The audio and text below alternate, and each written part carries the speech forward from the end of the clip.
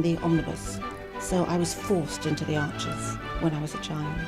And look, it's come back to bite me later on. I'm awash with the stuff. The Archers is the world's longest-running radio show, with more than 15,000 episodes broadcast. Despite being a rural flavour show, The Archers is recorded in the heart of... Okay, welcome to the Deep Dive. Our mission here is always the same. You bring us the source material, and we take a deep dive into it to, pull out the essential knowledge and insights. Yeah, basically skip the hard part. We navigate the details for you, connect the dots, and sort of uncover what's really going on within the material. And today's deep dive takes us into, well, a moment of significant emotional weight. It's from a long-running narrative, The Funeral of Peggy, a character from the radio drama, The Archers. And our sources for this are really specific. We're working directly from excerpts of the actual audio recording, so the episode covering her funeral service and then the gathering afterwards. Right, so our goal here is to unpack these specific moments, these conversations. We want to see what these sources actually reveal about who Peggy was, through the eyes of the people there. Exactly, and get a feel for the atmosphere of the day and maybe pull out some broader insights about, well, grief, memory, community, all that stuff that comes up. The sources set the scene pretty clearly. It's St. Stephen's Church in Ambridge. It's June. Beautiful day, actually, which is kind of a poignant contrast, isn't it? It really is. And the audio, it puts you right there with the family and friends. Yeah, you immediately hear people gathering. There's that familiar mix of sadness, but also this real sense of quiet support flowing between everyone. You catch those little human interactions, don't you? Like Henry just checking on his mom, making sure she's okay. Simple things. And David asking about where he should stand. Apparently Alan gave him some tips. Practicalities. And then someone comments on the church looking beautiful, specifically mentioning the roses. Which, as the sources remind us, Peggy absolutely loved. And there's that lovely detail about Jack Woolley. Her second husband, yeah. Right, that Jack. He actually had the Ambridge rose created for her before they even got married. Such a lasting gesture. More than just flowers, it's sort of a symbol, blooming every year. Clearly made an impression. Then Kate arrives, and you can hear her struggling, saying she can't hold it together. But the response is immediate, isn't it? People saying, don't worry, just let it out. And crucially, that line, we're all here for each other. That specific bit really shows the depth of support there. It's not just showing up, it's that act of reassurance. And you hear someone say, lovely day for it, which just captures that bittersweet feeling perfectly. Beautiful world outside, heavy hearts inside. The source also gives us a quick mention of Arthur from the dementia charity Peggy supported. What does that add, do you think? Well, it shows another facet of her life, right? Even in this moment of remembering her passing, we see her connection beyond just Ambridge, her involvement in other causes. Paints a broader picture. And then, reality intrudes. The undertakers are asking for the coffin bearers. Tom relays the message, and Henry, her great-grandson, steps up. Yeah, it's quite a moment for him. You hear him just say, okay, quietly determined. And then, here we go then. You get that sense of duty, his maturity, really. So, moving into the service itself, Alan's leading it. He welcomes everyone to St. Stephen's to remember our sister Peggy. And his words immediately frame her importance. He calls her a mainstay of Ambridge, for over 8 decades? Yeah, explicitly links her to the place as integral as the village green, the church itself, and of course the Bull, the pub she ran for so long. It really emphasizes that deep public identity she had. And he mentions her dowdy Christian faith, too, a key part of her character. And the sources make it clear this service was all planned by her, following her instructions laid out in her inimitable style. She knew what she wanted, didn't she? Even for this. Definitely. We hear the first hymn, The Day Thou Gavest, Lord, is ended. Very fitting choice. Classic. And then a reading from Psalm 23. Yeah, though I walk through the valley of the shadow of death. That's pure comfort and guidance, reflecting that faith element again. William gives thanks. David Archer reads words from his mother, Jill Peggy's sister-in-law. Important family voices. But the real centerpiece of this part of the audio, you have to say, is Tony's eulogy. He steps up, and it's immediately personal. Just, Mom. And he's honest, straight off, saying their relationship wasn't always easy. Which feels important, It grounds the whole thing in reality, not just platitudes. Totally. And then he delivers that line. The strongest person I've ever known. And the kicker, and I'm married to Pat, so that's saying something. Huh. Yeah, what does that do? It's a bit of dark humor, maybe. It is, but it also massively underlines how strong he saw Peggy, using Pat as the well, the ultimate benchmark. It makes you smile, but it really hits home. He also notes her mind was sharp right up to the end, showing she was still very much there. And shares those early memories, living at the Bull with Jack, the other Jack, her second husband. Right.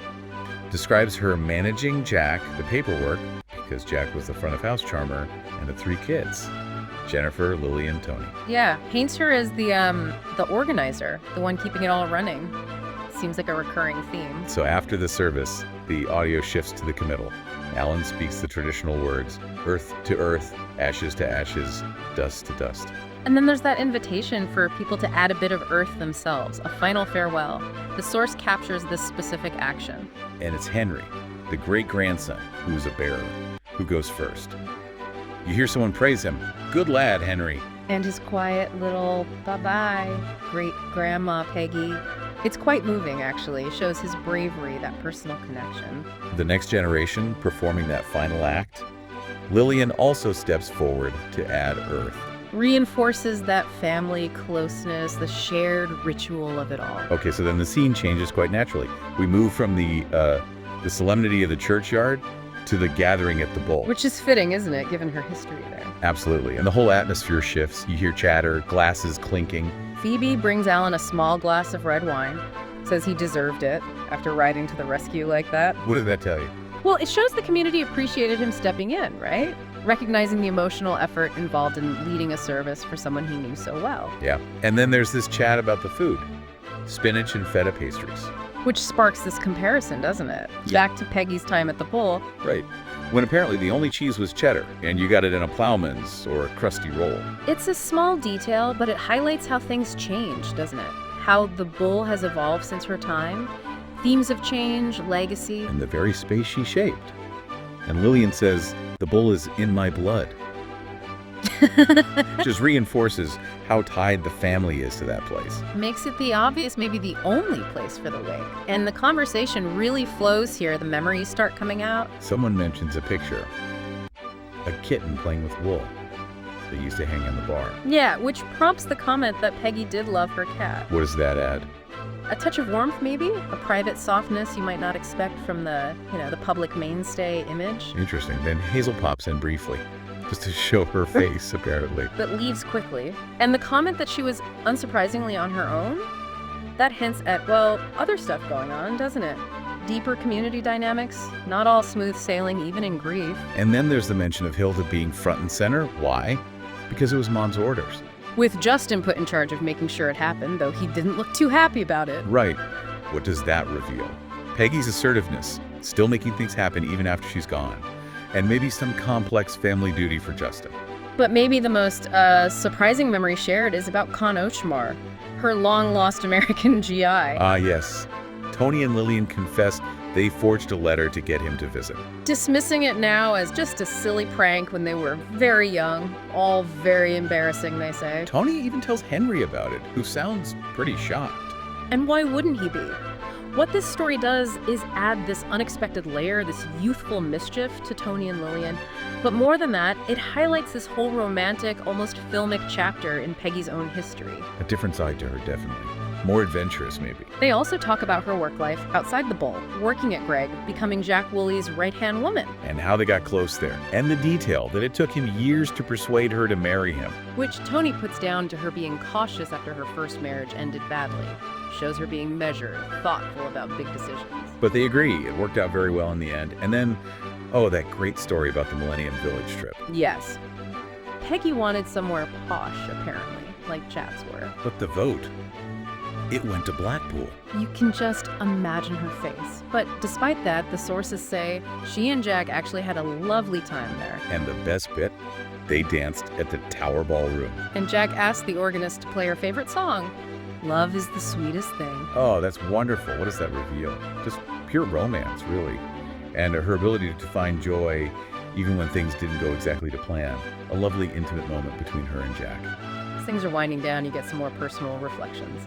Helen finds her mom, Pat. Says the service was beautiful, absolutely perfect. And Helen expresses this sense of relief, actually, that Father Crism couldn't do it. Feels maybe it turned out the way the universe intended. Which suggests Alan's personal touch made it feel more authentic, more fitting somehow. Then Helen voices that feeling. That really common grief feeling, how hard it is to imagine life without Peggy. When someone's always been there, you sort of think they always will. It captures that sense of displacement perfectly, and she shares these specific memories living with Peggy before the Laurels. Watching quiz shows, reading, playing games, Scrabble. Apparently she could never beat Peggy at Scrabble. Little domestic details that paint a picture of quiet companionship, Peggy's mind still sharp, still competitive. But then she says at the tough part, memories are all I have, aren't they? That raw acknowledgement that the person is gone.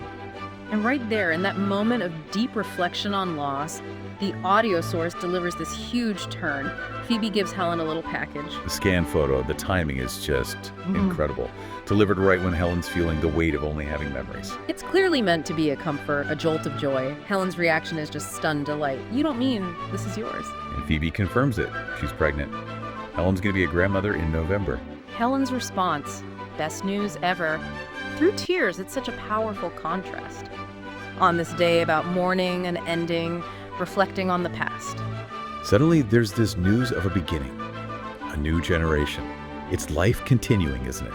Layering joy right onto the sorrow. So, wrapping this up, what have we pulled out from this deep dive into Peggy's funeral through these audio sources? We went from the formal service acknowledging her public role, her faith, Through to the wake, with all those intimate, varied, sometimes really surprising memories. The forged letter, the cat picture, dancing in Blackpool. and these weren't just random stories, they were specific details from the source material that together show how complex and rich her life was beyond just that mainstay image. And finally, the sources ended with that powerful moment of life carrying on.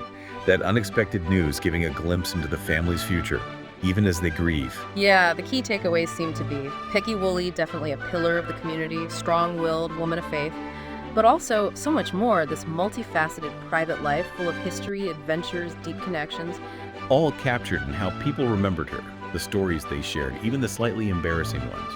Her passing leaves a gap, clearly, but the sources show how memory keeps her alive. And for you, listening, it really highlights how you need those different perspectives, the formal bits, the funny anecdotes, the deep personal reflections to get a full picture of someone or some event. Understanding loss isn't just about the ending, it's about the legacy, the memories, and how life somehow keeps unfolding. Which leaves us with a thought to maybe mull over.